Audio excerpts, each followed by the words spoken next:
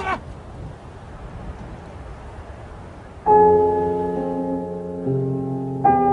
Yani çocuk o olayı şey yaptığı için orada yanlış bir harekette bulunmuş. O yüzden Aydın Bey, şimdi siz bize biraz şey edebilirseniz... yani en azından şu tahliye davasını durdursalar.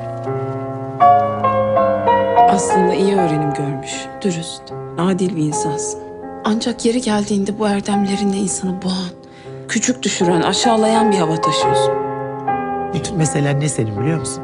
Sen acı çekmemek için kendini kandırmayı tercih ediyorsun.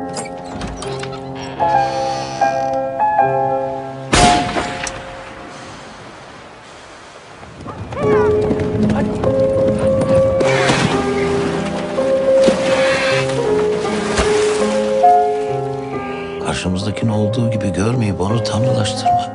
Sonra da sanki böyle bir tanrı olabilirmiş de olmuyormuş diye ona kızmak. Bana biraz haksızlık etmiyor musun?